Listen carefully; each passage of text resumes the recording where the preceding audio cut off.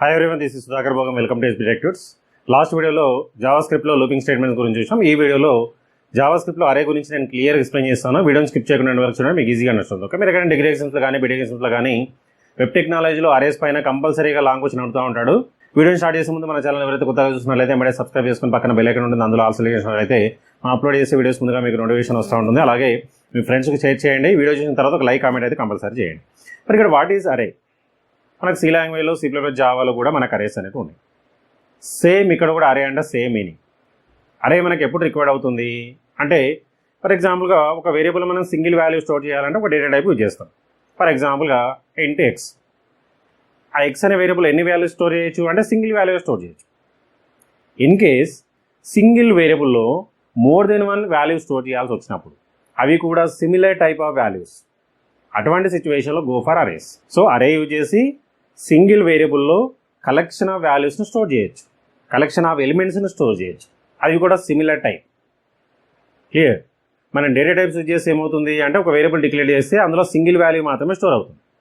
In case single వేరియబుల్లో more than one ఎలిమెంట్స్ని అంటే మోర్ దెన్ వన్ వాల్యూస్ని స్టోర్ చేయాల్సి వచ్చినప్పుడు వి యూజ్ అరేస్, అవి కూడా సిమిలర్ టైప్ ఆఫ్ వాల్యూస్. ఒకసారి డెఫినేషన్ చూద్దాం. An array is a group of similar data types items that can share a common name. Same C లాంగ్వేజ్లో సి ప్లస్ జావాలో కూడా అదే డెఫినేషన్ ఉంటుంది. అంటే అరేలో ఏముంటాయంటే collection of similar type of data elements ఉంటాయి. ఇంకా ఏమంటున్నాడు చూడండి, డెఫినేషన్ ఆ విధంగానే రాయొచ్చు మీరు కావాలంటే. అన్ అరే represent A group of elements of same data type. ఉంటే అన్ని ఇంటిజర్సే, లేదంటే అన్ని ఫ్లోటే, లేదంటే అన్ని స్ట్రింగ్సే, మీ ఇష్టం. మీ రిక్వైర్మెంట్ని బట్టి సిమిలర్ టైప్ ఆఫ్ వాల్యూస్ను స్టోర్ చేయాలన్నప్పుడు, సిమిలర్ టైప్ ఆఫ్ ఎలిమెంట్స్ను స్టోర్ చేయాలన్నప్పుడు వి యూజ్ అరేస్. క్లియర్? మరి ఇక్కడ అరేని ఎలా డిక్లేర్ చేయాలి మనము? సి లాంగ్వేజ్ సి ప్లస్ జావాలో అయితే ఒక ఫార్మాట్ ఉంటుంది, మరి జావాస్క్రిప్ట్లో ఎలా చేయాలి ఒకసారి చూద్దాం. క్రియేటింగ్ అన్ అరే. మరి అరేని ఎలా క్రియేట్ చేయొచ్చు చూడండి. అన్ అరే can be declared in 3 ways. ఒక అరేని మనం డిక్లేర్ చేయాలంటే జావాస్క్రిప్ట్లో 3 waysలో చేయొచ్చు. చూడండి, జాగ్రత్తగా వినండి. ఫస్ట్ వన్ వచ్చేసి సింటాక్స్ వచ్చేసి var array name equal to new array. అంటే ఇక్కడ అరే నేమ్ అనేది వేరియబుల్, అంటే ఒక అరేకి ఒక ఐడెంటిటీ పెట్టుకుంటాం మనం, మీ ఇష్టం వచ్చిన నేమ్ తీసుకోవచ్చు. ఇక్కడ అరే అనేది ఇది కన్స్ట్రక్టర్, అంటే ఒక మెథడ్. ఆ మెథడ్ని యూజ్ చేసుకొని ఒక అరే అనేది మనం డిక్లేర్ చేస్తా ఉన్నాం. క్లియర్? సో ఇక్కడ అరే అనేది దాని మెథడ్ అనుకోవచ్చు, లేదంటే కన్స్ట్రక్టర్ కూడా అనుకోవచ్చు. విత్ ది హెల్ప్ ఆఫ్ అరే మెథడ్ వీ కెన్ క్రియేట్ అరే. ఆ విధంగా మనం ఒక అరేని డిక్లేర్ చేసుకోవచ్చు. ఒక చిన్న ఎగ్జాంపుల్ చూడండి. Example var robo equal to new array. అంటే ఇక్కడ రోబో అనేది అరే నేమ్, యూజర్ డిఫైన్డ్, మన ఇష్టం వచ్చిన నేమ్ పెట్టుకోవచ్చు. ఆ విధంగా మనం అరే డిక్లేర్ చేసిన తర్వాత దానిలో వాల్యూస్ని మనం ఇన్సర్ట్ చేసుకోవచ్చు. వాల్యూస్ ఎలా ఇన్సర్ట్ చేయాలని మనం తర్వాత చూద్దాం. ఫస్ట్ అయితే అరేని ఎలా డిక్లేర్ చేస్తాము, ఎలా క్రియేట్ చేస్తాము అంటే ఈ విధంగా ఒక వే ఇలా క్రియేట్ చేసుకోవచ్చు. Wear array name equal to new అరే, ఆ విధంగా మనం క్రియేట్ చేసుకోవచ్చు. అదొక వే. సెకండ్ వే వచ్చేసి var array name equal to new array with in పారెన్సిస్లో లిస్ట్ ఆఫ్ ఎలిమెంట్స్ని కూడా మనం డైరెక్ట్గా ప్రొవైడ్ చేయొచ్చు. Finally semicolon. ఇది సెకండ్ మెథడ్. ఈ వేలో కూడా మనం అరేని క్రియేట్ చేసుకోవచ్చు జావాస్క్రిప్ట్లో. మరి ఎగ్జాంపుల్ చూడండి.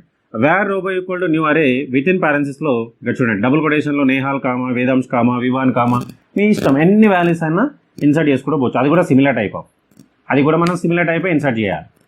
ఇంటిజర్స్ అయితే ఇంటిజర్స్, ఫ్లోట్ అయితే ఫ్లోట్, క్యారెక్టర్ అయితే క్యారెక్టర్, స్ట్రింగ్ అయితే స్ట్రింగ్, మీ ఇష్టం, మీ రిక్వైర్మెంట్ బట్టి. క్లియర్? ఇది మనకు సెకండ్ మెథడ్. దీనికి డిఫరెన్స్ ఏంటి అంటే, ఇందులో అయితే మనం వాల్యూస్ ప్రొవైడ్ చేయలేదు, అదొక మెథడ్. ఇందులో అయితే మనం డైరెక్ట్గా వాల్యూస్ని కూడా ఇవ్వచ్చు ఎట్ ఏ టైంలో. క్లియర్? సో ఈ విధంగా కూడా మనం క్రియేట్ చేసుకోవచ్చు. అలాగే థర్డ్ వన్ వచ్చేసి చూడండి, wear array name equal to ఇక్కడ చూడండి స్క్వేర్ బ్రాకెట్స్. స్క్వేర్ బ్రాకెట్స్లో లిస్ట్ ఆఫ్ ఎలిమెంట్స్, డైరెక్ట్గా లిస్ట్ ఆఫ్ వాల్యూస్ని మనం ప్రొవైడ్ చేసుకోవచ్చు. ఇక్కడనేమో న్యూ అనే కీవర్డ్ యూజ్ చేస్తూ ఉన్నాం. క్లియర్? న్యూ గైడ్ ఏమని చేస్తుంది అంటే డైనమిక్ మెమరీ అలొకేషన్ చేస్తుంది. క్లియర్? ఇక్కడైతే థర్డ్ వేలో var array equal to square బ్రాకెట్లో లిస్ట్ ఆఫ్ వాల్యూస్ని డైరెక్ట్గా ప్రొవైడ్ చేయొచ్చు. ఆ విధంగా కూడా మనం అరేని క్రియేట్ చేసుకోవచ్చు వితౌట్ న్యూ కీవర్డ్. చూడండి example, var robo equal to ego square బ్రాకెట్స్లో లిస్ట్ ఆఫ్ వాల్యూస్ని డబుల్ కొటేషన్లు ఇచ్చింది, అంటే స్ట్రింగ్ యూజ్ చేస్తున్నాడు ఇక్కడ. చూడండి, నేహాలు, వేదాంశు, వివాను, ఒక్కొక్క వాల్యూని సపరేట్ చేయడానికి కామా అనేది యూజ్ చేస్తాం. సో ఈ 3 waysలో అరేని మనం క్రియేట్ చేయొచ్చు. రేపు ఎగ్జామినేషన్లో ఒకవేళ అరేస్ గురించి జావాస్క్రిప్ట్ అడిగినప్పుడు అయితే ఈ క్రియేషన్ ఈ 3 steps రాయడానికి ఫుల్ మార్క్స్ పడతాయి. నెక్స్ట్ యాడింగ్ ఎలిమెంట్ అయిన అరే. మరి క్రియేషన్ అయిపోయిన తర్వాత అంటే ఫస్ట్ మెథడ్ ఒకవేళ యూజ్ చేసినట్లయితే మీరు ఇక్కడ ఓన్లీ అరే మాత్రమే క్రియేట్ అవుతుంది, అందులో ఎలిమెంట్స్ ఇన్సర్ట్ చేయలేదు ఇంకా మనం. ఒకవేళ మనం ఫస్ట్ మెథడ్ యూజ్ చేసినప్పుడు ఎలిమెంట్స్ని ఒకవేళ అరేకి యాడ్ చేయాలన్నప్పుడు ఇక్కడ చూడండి, దీని సింటాక్స్ వచ్చేసి అరే నేమ్ స్క్వేర్ బ్రాకెట్స్లో ఇండెక్స్ పొజిషన్ని మనం ప్రొవైడ్ చేయాలి. So index position equal to value. మరి అరేలో ఇండెక్స్ పొజిషన్ ఎక్కడ నుంచి స్టార్ట్ అవుతుంది మనకు అంటే 0 నుంచి స్టార్ట్ అవుతుంది, మనకు ఆల్రెడీ తెలుసు. ఇక్కడ చూసినట్లయితే ఒక పాయింట్ ఉంది, ఇక్కడ చూడండి, ది అరే ఇండెక్స్ బిగిన్స్ ఫ్రమ్ 0 అంటే అరే ఇండెక్స్ 0 నుంచి స్టార్ట్ అవుతుంది. మనకు సి లాంగ్వేజ్ సింప్లిఫై జావా పైథాన్లో కూడా అదే ఉంటుంది ప్రాసెస్. క్లియర్? అరేలో ఇండెక్స్ అనేది మనకు 0 నుండి స్టార్ట్ అవ్వకుండా పోతుంది. ఆ ఇండెక్స్ పొజిషన్ ప్రొవైడ్ చేస్తే ఆ ఇండెక్స్ పొజిషన్లో పోయి వాల్యూ స్టోర్ అవుతుంది. చూడండి example, robo of 0 equal to Nehal అంటే నేహాల్ అనే వాల్యూ రోబో ఆఫ్ 0 పొజిషన్లో స్టోర్ అవుతుంది. ఫర్ ఎగ్జాంపుల్గా ఈ విధంగా ఇది అరే అనుకుంటే ఇది ఫర్ ఎగ్జాంపుల్గా రోబో ఆఫ్ 0 అనుకుందాం, ఇదేమో రోబో ఆఫ్ 1 అనుకుందాం, ఇదేమో రోబో ఆఫ్ 2 అనుకుందాం. ఇప్పుడు చూడండి, రోబో ఆఫ్ 0 ఈక్వల్ నేహాల్ అంటే నేహాల్ వచ్చేసి గిడ స్టోర్ అవుతుంది ఈ విధంగా. నెక్స్ట్ రోబో ఆఫ్ 1 ఈక్వల్ వేదాంశ అంటే ఫస్ట్ పొజిషన్లో పోయి వేదాంశ అనే డేటా స్టోర్ అవుతుంది. మీ ఇష్టం, మీ రిక్వైర్మెంట్ బట్టి ఏ టైప్ ఆఫ్ వాల్యూ అని ఇచ్చుకోవచ్చు, కాకపోతే సిమిలర్ టైపే ఉండాలి, అది మనకు అరేలో ఇంత స్పెషాలిటీ. ఈ విధంగా మనం ఇన్సర్ట్ చేసుకోవచ్చు. మరి ఇక్కడ యాక్సెసింగ్ ఎలా చేయాలి? క్రియేషన్ అయిపోయింది, ఎలిమెంట్స్ను ఒకవేళ యాడ్ చేయాలని కూడా యాడ్ చేసుకోవచ్చు ఫస్ట్ మెథడ్ యూజ్ చేసినట్లయితే, లేదంటే ఈ రిమైనింగ్ మెథడ్స్ ఏవైతున్నాయో ఇక్కడైతే వాల్యూస్ డైరెక్ట్గా ఇచ్చుకోవచ్చు మనం. ఇక్కడ ఇగో ఈ విధంగా మనం డైరెక్ట్ ఇచ్చినట్లయితే మనం డైరెక్ట్గా కూడా ఈ విధంగా ఇచ్చుకోవచ్చు. ఫస్ట్ మెథడ్ యూజ్ చేసినప్పుడు మాత్రమే వాల్యూస్ మనం ఇవ్వాలి అంటే యాడ్ చేయాలి. నెక్స్ట్ యాక్సెసింగ్ అరే ఎలిమెంట్స్. మరి ఇన్సైడ్ అయితే చేసినాం, ఇన్సైడ్ చేసిన తర్వాత అరే ఎలిమెంట్స్ మనం డిస్ప్లే చేసి కూడా చెక్ చేసుకోవాలి. మరి చెక్ చేయాలంటే ఎలా చేయాలి చూడండి, the elements in the array are accessed through their index. ఆ ఇండెక్స్ పొజిషన్ పట్టుకొని దాన్ని యాక్సెస్ చేసుకోవచ్చు. దీనికి కూడా ఒక చిన్న సింటాక్స్ రాశాను ఇక్కడ చూడండి, అరే నేమ్ విత్ ఇన్ స్క్వేర్ బ్రాకెట్లో ఇండెక్స్ పొజిషన్ ఇవ్వాలి. దీనే మనం సబ్స్క్రిప్ట్ కూడా అనొచ్చు, ఏమంటారు సబ్స్క్రిప్ట్. స్క్వేర్ బ్రాకెట్స్ ఏవైతే ఉన్నాయో దాన్ని మనం సబ్స్క్రిప్ట్ అనొచ్చు. క్లియర్? ఇక్కడ ఇండెక్స్ పొజిషన్ ఇచ్చినట్లయితే ఆ పొజిషన్లో ఉన్న వాల్యూ మనకు డిస్ప్లే అవుతుంది. ఇక్కడ చూడండి example, robo of 0, robo of 0 అంటే ఇక్కడ ఏముంది నేహాల్ అని ఉంది, అంటే నేహాల్ అనేది డిస్ప్లే అవుతుంది. రోబో ఆఫ్ 1 వేదాంశ అనేది డిస్ప్లే అవుతూ ఉంటుంది. ఈ విధంగా మనం యాక్సెసింగ్ కూడా చేసుకోవచ్చు. Clear? So creation, adding, accessing, ఈ 3 స్టెప్స్ రాసి ఒక చిన్న ఎగ్జాంపుల్ ప్రోగ్రామ్ దీనికి రాసినట్లయితే మీకు ఎగ్జామినేషన్లో ఫుల్ మార్క్స్ పడిపోతాయి. క్లియర్? మీరైతే నోట్ తీసుకొని క్లియర్గా ఇదంతా రాసేసి నేను రిమూవ్ చేసి ఒక చిన్న ఎగ్జాంపుల్ ప్రోగ్రామ్ రాస్తాను, మీకు కూడా ఈజీగా అండర్స్టాండ్ అవుతుంది. ఎగ్జామినేషన్లో కంపల్సరీగా ప్రోగ్రామ్ అయితే రాయండి. క్లియర్? డిగ్రీ ఎగ్జామ్స్లో వెబ్ టెక్నాలజీలో కంపల్సరీగా అరేస్ పైన లాంగ్ క్వశ్చన్ అయితే జావాస్క్రిప్ట్లో అడుగుతూ ఉంటాడు. First HTML, next add section. Add సెక్షన్లో ఒకవేళ మీరు టైటిల్ రాయాలనుకుంటే టైటిల్ రాసుకోవచ్చు, అరే అని చెప్పేసి ఒక టైటిల్ అయితే పెడుతున్నాను. ఒకవేళ మీకు ఎగ్జామినేషన్లో ఎక్స్ప్లెయిన్ 1 డైమెన్షన్ అరే అయినా కూడా ఇదే రాసేసేయండి. క్లియర్? నేను నెక్స్ట్ వీడియోలో 2 డైమెన్షన్ అరే గురించి కూడా నేను ఎక్స్ప్లెయిన్ చేస్తాను, ఆ వీడియో కూడా మీరు చూడండి. Next head section close. Next body section start. Body సెక్షన్లో script language equal to JavaScript. చూడండి, నేను ఇక్కడ థర్డ్ మెథడ్ యూజ్ చేస్తాను ఈజీగా మీకు ఉండడానికి. Var robo equal to for ఎగ్జాంపుల్గా 10, 20, 30, 40, 50 ఒక 5 వాల్యూస్ అయితే ఇచ్చేస్తాం. చూడండి, ఇలా ఎప్పుడైతే ఇస్తామో మనకు ఒక అరే క్రియేట్ అవుతుంది. ఇక్కడ ఎన్ని వాల్యూస్ ఉన్నాయి? 5 వాల్యూస్ ఉన్నాయి, అంటే 5 మెమరీ బ్లాక్స్ అలగేట్ అవుతుంది. ఇందులో 10, ఇందులో 20, ఇది 30, ఇది 40, ఇది 50. ఇండెక్స్ పొజిషన్ ఎక్కడ నుండి స్టార్ట్ అవుతుంది? 0 నుండి స్టార్ట్ అవుతుంది. ఓకే, సో ఈ అరే నేమ్ ఏంటి అంటే రోబో.